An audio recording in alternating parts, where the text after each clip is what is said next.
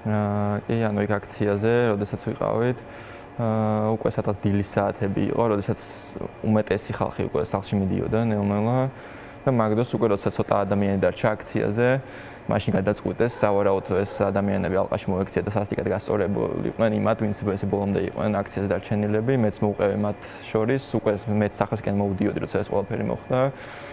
Ну, სადღაც ოპერასთან ჯერ ბოლომდე მისულები არ ვიყავით, თუ არ ვცდები, მაგ ადგილზე მოხდა, ზემოდან ჩამოვიდნენ, მოგვექცეს ალყაში და მე და ჩემი ძმა ვიყავით პირველები, ვინც ესე ვთქვათ, ხელში მოხვდით იმ მომენტში.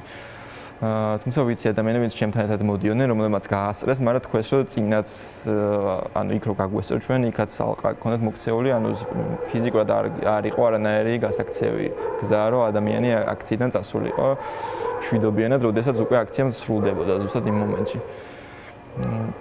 ესე მოხდი მაგ ადგილზე, სადაც მოხდა ის კადრები, რაც არის გავრცელებული, თუმცა მე უკვე მანამდე დამარტყეს, მანამდეც მირყავდნენ, ის მომენტი არ არის გადაღებული, როცა მე პირველად დამარტყეს.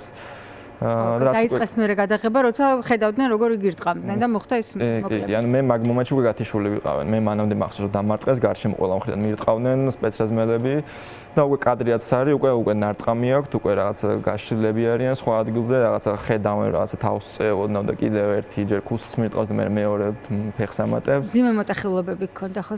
ცხვირი მქონდა მრავლობითი მოტეხილობით, კი. სხვა ადგილი არ აქვს, ყბა არ მქონდა მოტეხილი, კბილი მქონდა ერთი ჩატეხილი, ოდნავ. დიდება შენს ყბას როგორ გაუძლო იმ ხელაწიხებს? კი, ნუ ყბა ძალიან მტკიოდა, მაგრამ გადავრჩი